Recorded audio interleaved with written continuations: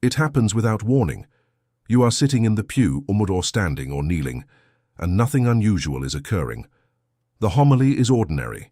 The music is familiar. You are not thinking about anything particularly sorrowful or particularly beautiful. You are not in the middle of a difficult season of life, at least not more than usual. You did not arrive at Mass in a state of obvious emotion. You came the way you come most weeks, a little distracted, a little tired, carrying the ordinary weight of an ordinary day.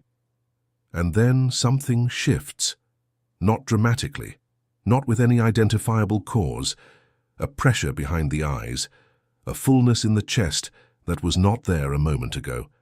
And before you have time to understand what is happening, or redirect your attention, or compose yourself the way you prefer to be composed in public, tears, not sobbing. Not the heaving, obvious grief that announces itself and demands to be acknowledged. Something quieter than that, something that arrives without permission and will not be reasoned away. Tears that have no name, no story, no event attached to them. Tears that, when you try to explain them to yourself afterward, produce only silence because there is nothing to point to, no feeling you can identify as their source, no thought that preceded them, no memory that unlocked them. They simply came.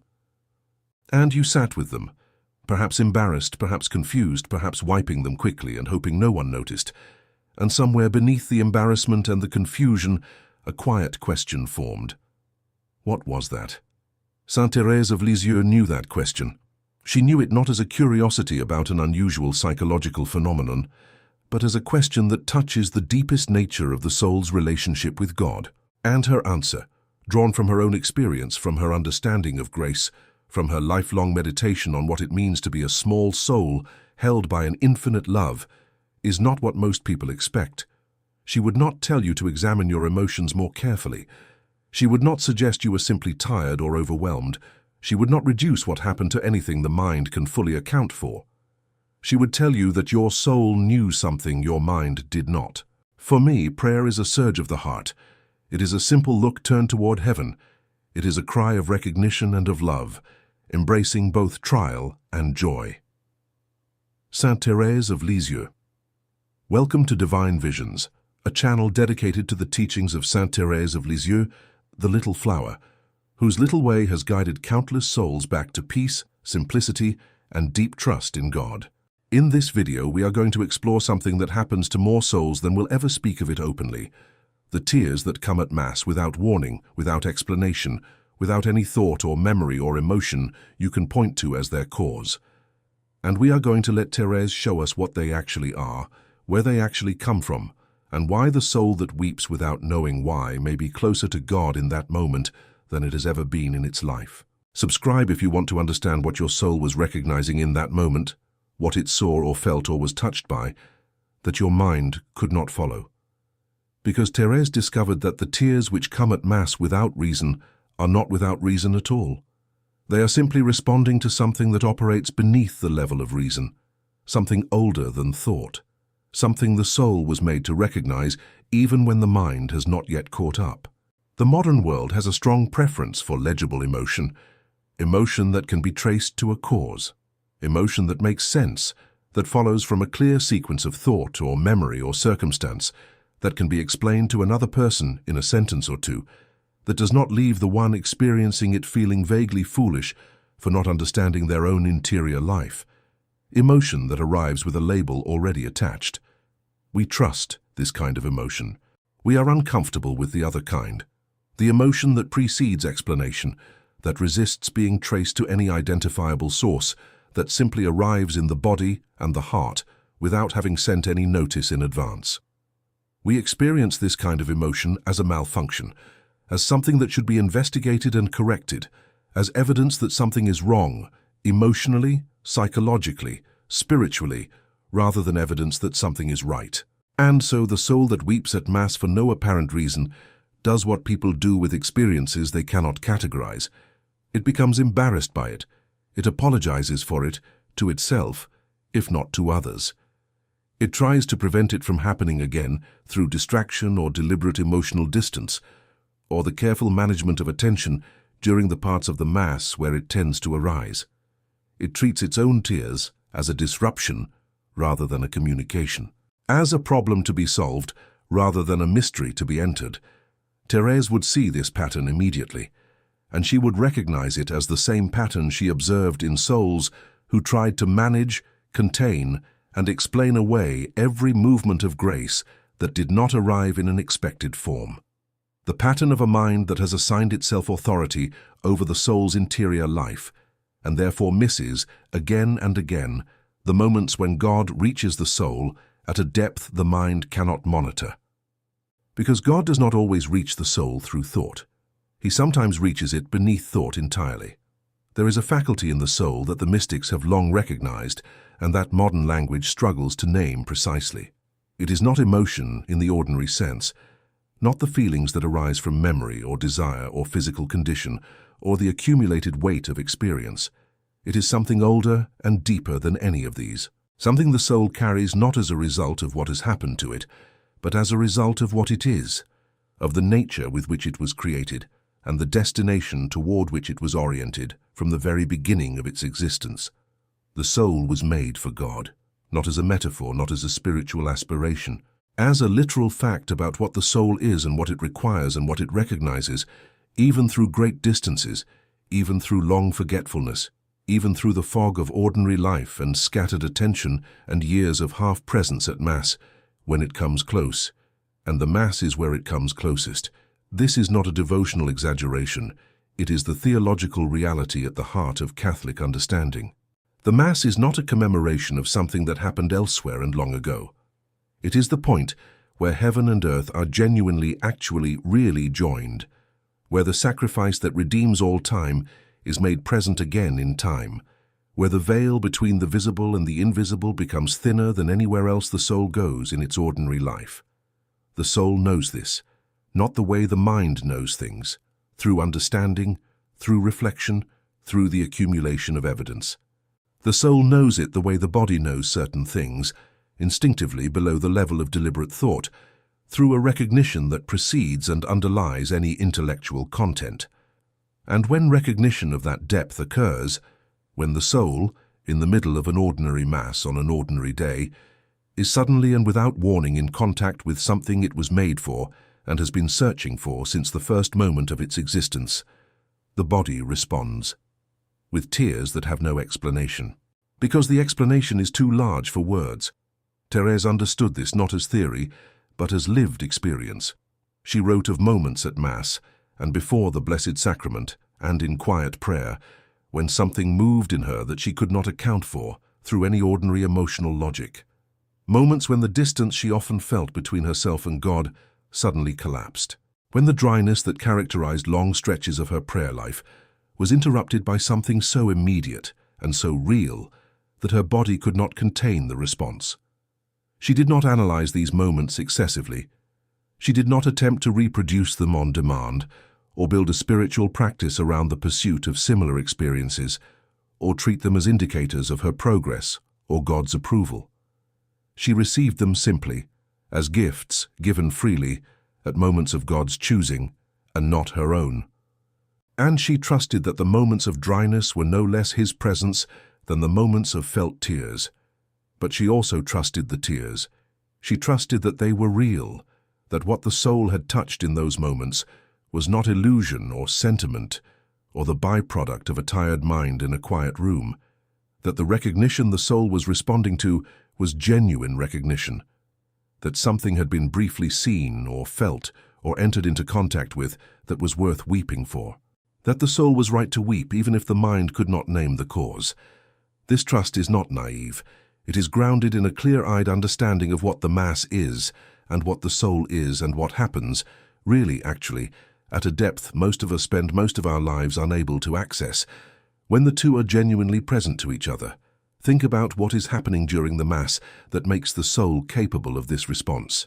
Not the surface of the Mass, the familiar words, the choreography of gesture and movement, the music that may or may not be beautiful, the homily that may or may not land. The surface of the Mass is ordinary, deliberately, mercifully ordinary, accessible to tired souls, to distracted minds, to the full range of human imperfection and spiritual inconsistency that shows up in the pews every Sunday. But beneath the surface, the Word made flesh, offered again. Heaven genuinely present. The love that holds all things in existence made available, touchable, receivable, enterable, in a way that defies every ordinary category the mind uses to navigate experience. The God who is infinite, reducing himself not just to human scale, but to the scale of a piece of bread, placed in the hands of an imperfect and frequently inattentive soul who has come to Mass carrying the full weight of an ordinary week. The soul does not always consciously feel this. Most of the time, most souls do not. They participate in the Mass with varying degrees of attention and varying degrees of felt connection, and they leave carrying something they often cannot name and cannot point to, a subtle shift, a quietness, a weight lifted or a weight added that will not resolve into any clear emotional content. But sometimes the surface of inattention breaks, and the soul, without having chosen to or prepared for it, is suddenly in direct contact with what has been present the entire time. Not with a symbol of God's love, not with a reminder of God's love. With God's love itself, immediate, personal, directed toward this particular soul, in this particular pew on this particular ordinary morning. And the body, which has been present while the mind was elsewhere, the body which carries its own form of knowing, its own form of recognition, responds before the mind can intervene, with tears that arrive before the soul can explain them. Because they are not the product of thought, they are the overflow of recognition, the soul recognizing, in the only language available to it in that moment, what it has been in the presence of all along. And in the next part of this journey, we will go deeper into what Thérèse believed that recognition actually is, why the soul weeps not from sadness, not from consolation exactly, but from something that contains both and exceeds both, something that the whole tradition of the Church has a name for, even if most modern souls have never heard it spoken aloud in a context that made it feel real. The gift of tears. And why Thérèse believed it is given not to the most advanced souls, but to the most honest ones. There is a moment that occurs just after the tears arrive, a fraction of a second, brief enough that most souls pass through it without noticing it as a distinct moment at all.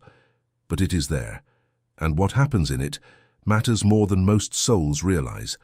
The tears have come, unexplained, unannounced, arriving in the middle of an ordinary Mass, in the middle of an ordinary week. The soul is in contact with something it cannot name.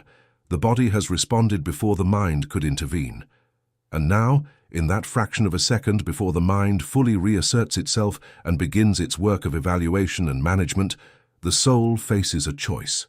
Not a dramatic choice, not a choice it will remember making, but a real one. It can open further, or it can close. Opening means allowing what is happening to continue happening, resisting the reflex to compose, to explain, to redirect attention toward something more manageable. It means remaining in the unguarded place the tears arrived from, without immediately trying to understand it or control it, or make it presentable to the self's own interior observer. It means trusting, for just a moment longer, that whatever reached the soul in that moment is worth staying with.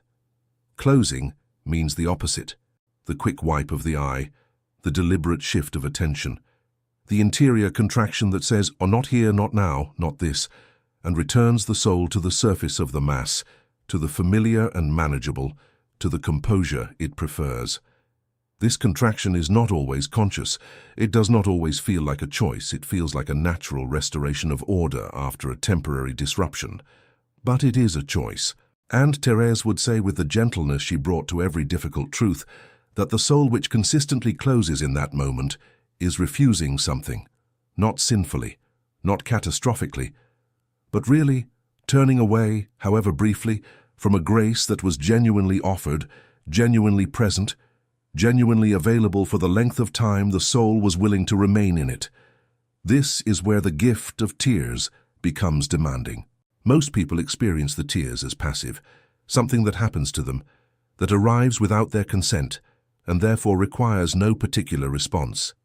It came, it passed, it is over. Nothing is asked of the soul except perhaps a degree of acceptance that the experience occurred. Thérèse understood it differently.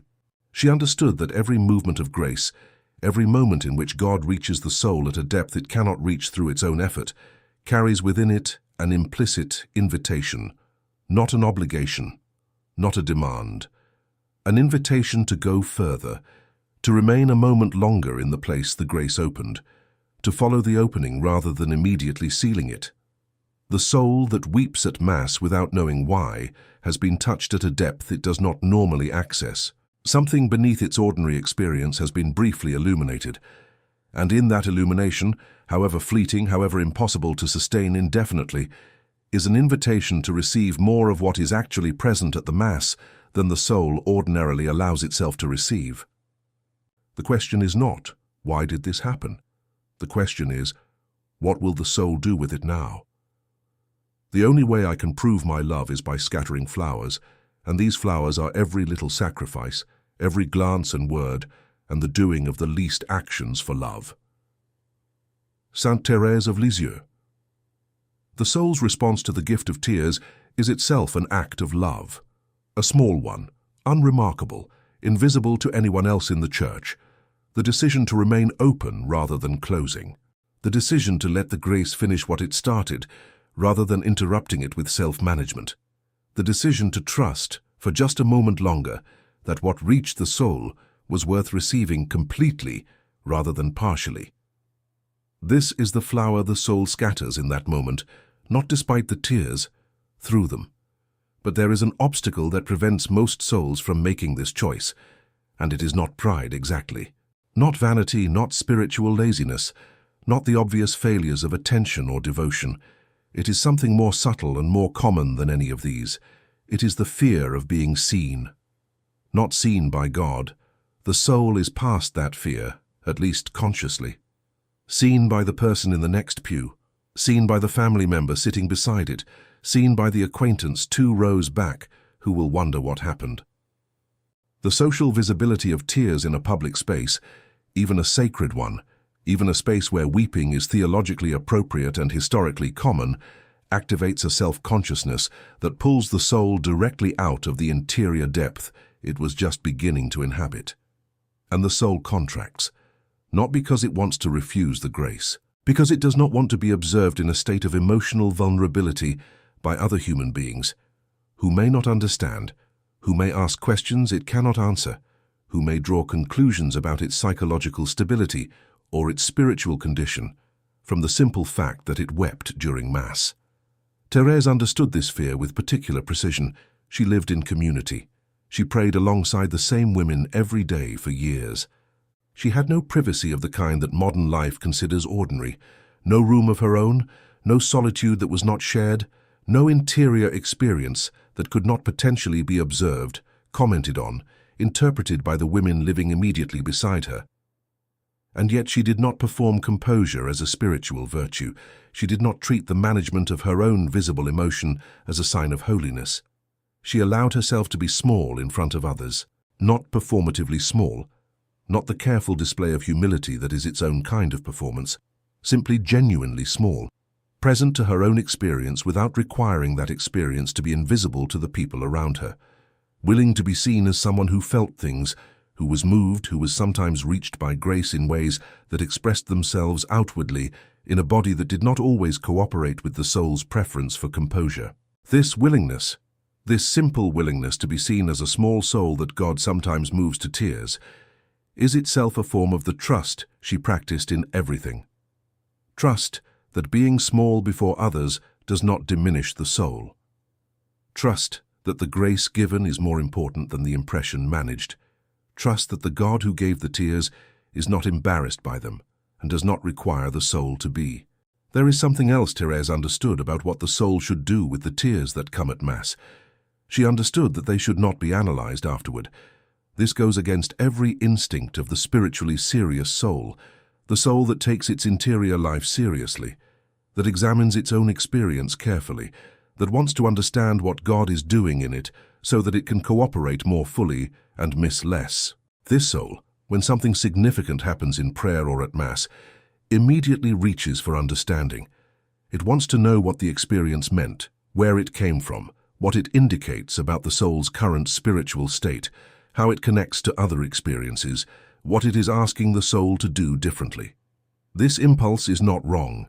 In most areas of the spiritual life, attentiveness of this kind is valuable. The careful examination of interior experience is a legitimate and important practice, but the gift of tears is different. The gift of tears does not arrive through the channel of thought and is not meant to be processed through the channel of thought. It arrives through a deeper channel, one that operates below intellectual comprehension, that speaks in the language of the body and the soul rather than the language of the mind. And when the mind immediately claims the experience and begins processing it, analyzing it, assigning it to a category and drawing conclusions from it, it does something that looks like engagement, but is actually a subtle withdrawal. It replaces presence with reflection, contact with commentary, the experience itself with the mind's account of the experience. And in doing so, it loses something that could only have been received by remaining in the experience rather than stepping outside it to observe. Thérèse's instinct was always to stay inside the experience, to remain in the presence of what was given rather than immediately turning away to examine the gift, to trust that understanding would come or not come in its own time, through its own means, and that the most important response in the moment was not comprehension, but receptivity. Stay, receive, trust. These are the three movements Thérèse would offer the soul that finds itself weeping at Mass without explanation. Not understand what is happening, not manage how it appears, not evaluate what it means about your spiritual state. Simply stay, receive, trust. This is harder than it sounds. Staying requires releasing the reflex toward explanation. The mind's immediate move, when confronted with an experience it did not generate and cannot account for, is toward narrative, toward the construction of a story that contains the experience, makes it legible, assigns it a meaning that the mind can then work with. This narrative impulse is not bad. It is how the mind functions. It is how human beings process experience into something livable. But the narrative, once constructed, becomes the thing the soul relates to, rather than the experience itself. And the experience itself, the raw, unmediated moment of contact with something real, was already finished, already sealed inside its narrative container, before the soul fully inhabited it. Receiving requires a different disposition entirely. Receiving means remaining permeable, allowing what is given to complete its giving rather than intercepting it midway and extracting what the mind considers the essential content. It means trusting that the soul can hold an experience it cannot yet explain, that incomprehension is not the same as meaninglessness, that the inability to account for something does not make it less real or less valuable or less worthy of full attention. The soul that remains permeable in the moment of tears, that does not immediately contract around the experience and seal it into a form the mind can manage, allows something to go deeper than the surface, allows the grace to reach the places it was aimed at, rather than being redirected by the mind's efficient processing toward the places the mind considers most relevant. Trusting means accepting that the soul does not need to understand what just happened in order for it to have been real, valuable, and fully received. This is perhaps the most demanding of the three, because the spiritually serious soul has a deep investment in understanding, in knowing, in being able to give an account of its own interior life that makes sense, that reflects a coherent relationship with God, that does not leave too many unexplained phenomena floating loose in the soul's experience, unintegrated, unnamed.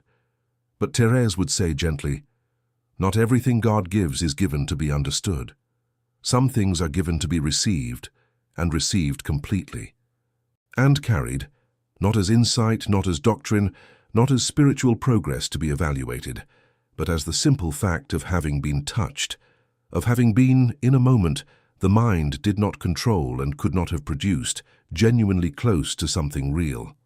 There is a soul Thérèse wrote about, not a historical figure, but a composite image she drew from her own experience and from what she observed in the souls around her, who receives a grace and immediately turns it into an examination. The grace came to console, to strengthen, to draw the soul into a deeper intimacy than intellectual understanding can provide. And the soul receiving it immediately asks, what does this mean? Is this genuine? Am I the kind of soul that receives such things?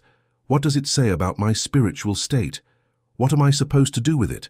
And in the asking, in the perfectly understandable, entirely sincere, spiritually motivated asking, the grace passes through the soul's hands before the soul has fully received it, not wasted. God does not waste what he gives, but not fully received either. Received at the level of the mind rather than at the level of the soul.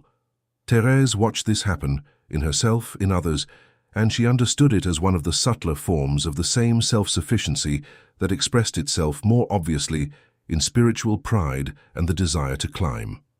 The soul that cannot simply receive without immediately processing the reception is still, in some quiet way, trying to maintain control, trying to remain the author of its own interior experience, rather than accepting the position Thérèse considered most beautiful and most true, the position of the small soul that is acted upon by God, that receives without generating, that is carried rather than climbing. The tears that come at Mass are a gift precisely because they cannot be controlled. They arrive without the soul's permission.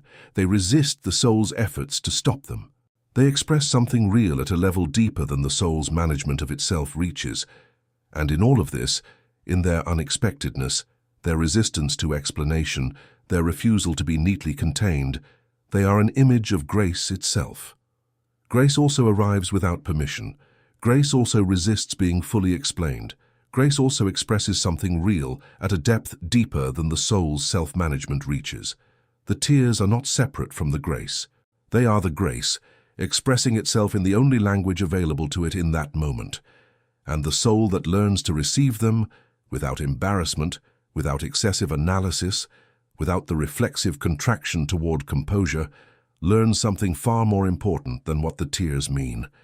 It learns what it feels like to stop managing its own relationship with God and to simply, fully, trustingly be in it. In the final part of this journey, we will arrive at what Thérèse believed the tears are ultimately saying, the specific message the soul is carrying in them, even when it cannot hear the words. Why the soul that weeps at Mass is not weeping from sadness, not exactly from consolation, not from any emotion the ordinary categories can contain, but from something that Thérèse herself experienced and named, quietly, precisely, without exaggeration, as the soul's most honest prayer. The prayer the soul offers when words have run out, when understanding has reached its limit, when the only thing left is the truest thing of all. There is a prayer the soul offers that it does not know it is offering. Not the prayer formed in words, the deliberate constructed address to God that the mind composes and the lips speak, or the heart articulates in silence. Not the prayer of petition, or of gratitude, or of contrition, or of praise.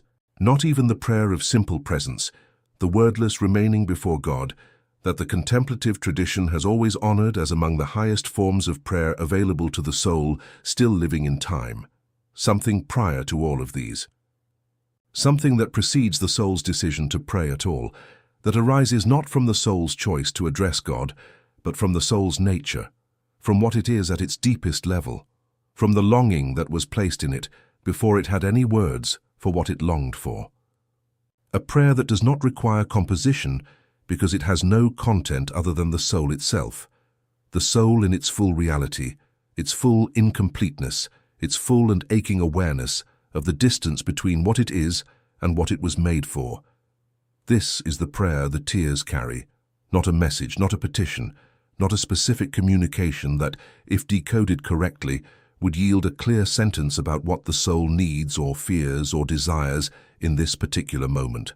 Something more elemental than any of these, the soul's entire reality, its hunger, its homesickness, its imperfection, its love, its confusion, its faithfulness, its failure, its persistent and often baffled turning toward God across years of ordinary life, compressed into a moment of wordless expression that bypasses the mind entirely and arrives directly before God as the most honest thing the soul has offered all week, possibly all year. Thérèse understood this with the clarity that comes not from theological study, but from lived experience.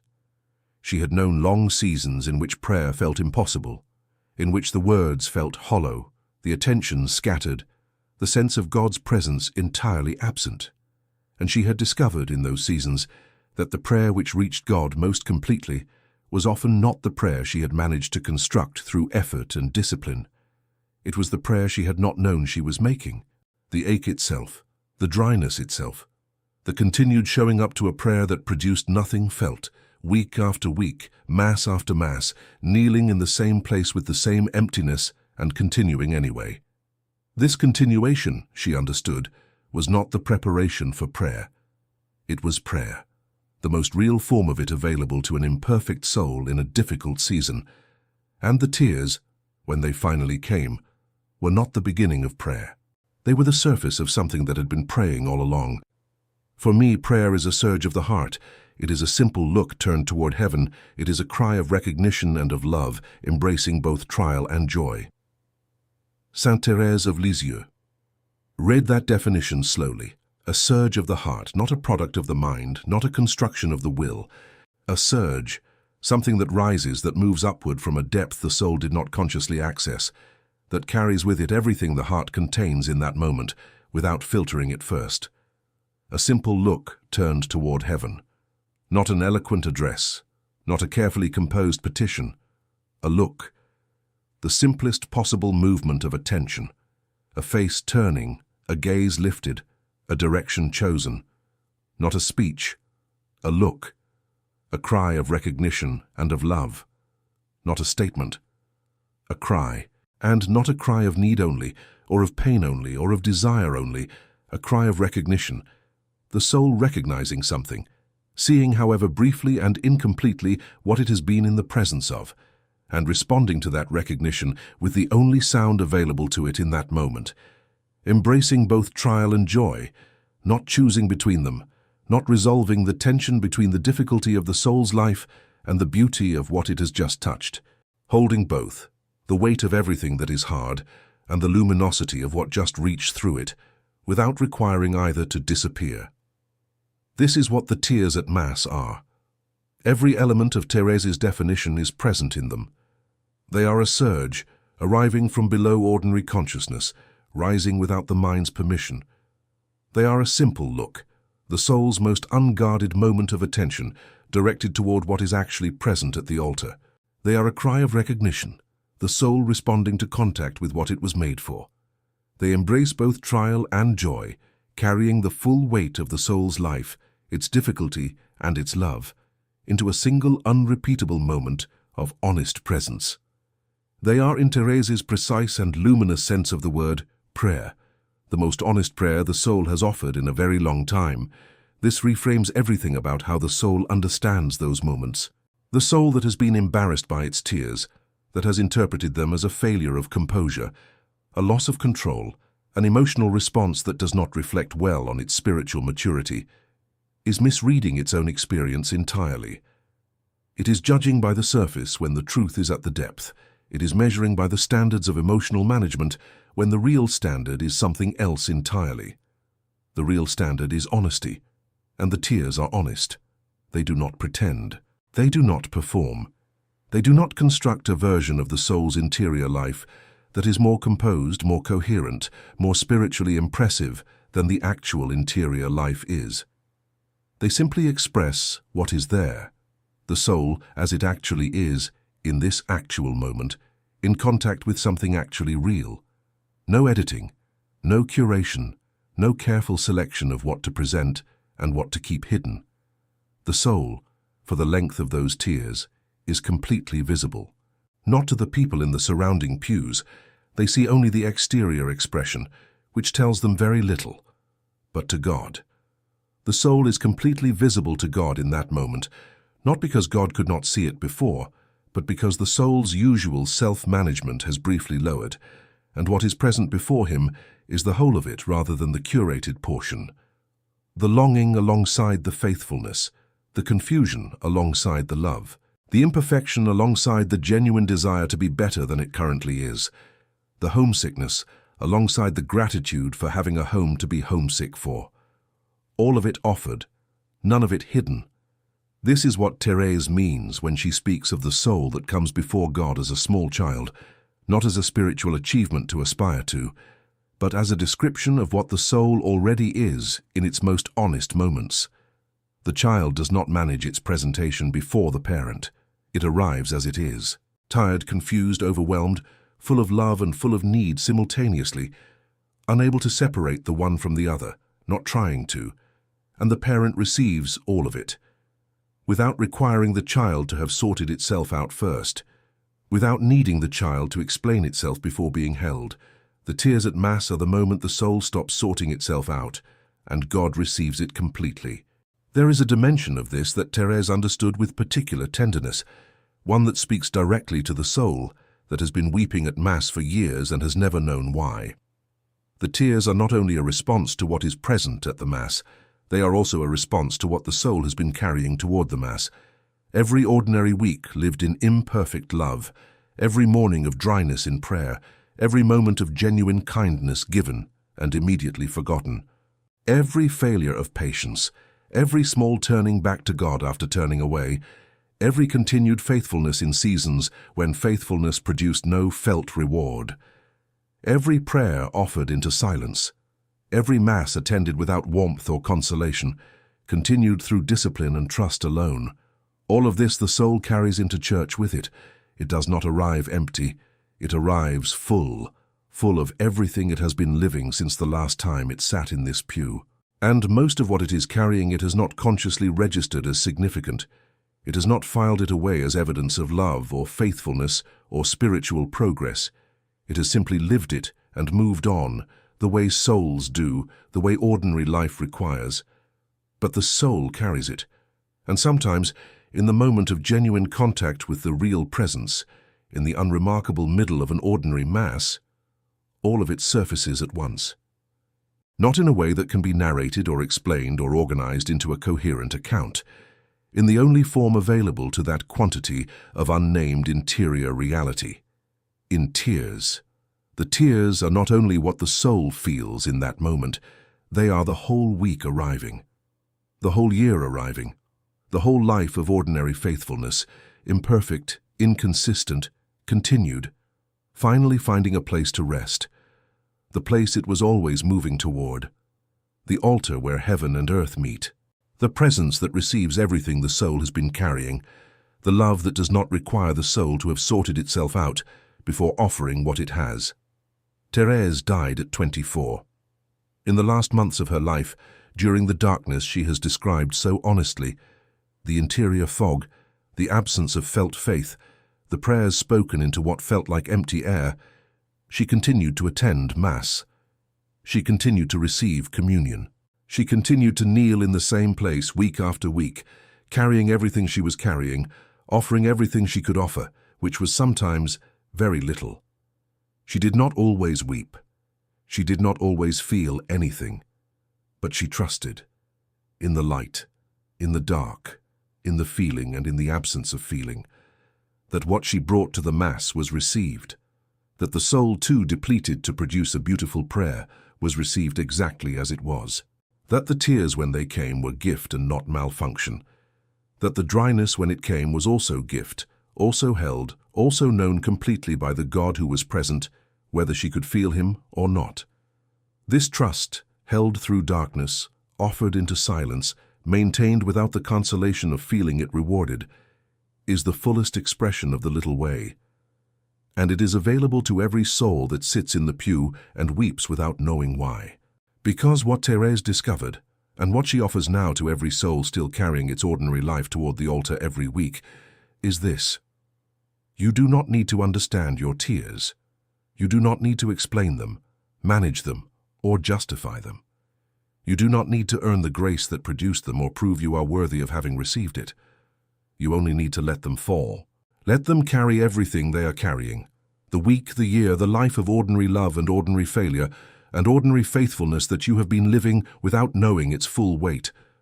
Let them arrive before God as what they are: the most honest prayer your soul has offered in a very long time, the surge of a heart that still turns toward heaven even when turning is difficult, the simple look of a soul that keeps coming back, keeps showing up, keeps kneeling in the same place week after week, carrying the same imperfect love. Let them be received. Because God is not waiting for you to understand what is happening before He receives it. He received it the moment it arose. He knew what it was before you did. He was already bending toward it, toward you, before the first tear formed. This is what Thérèse wants the soul weeping at Mass to know.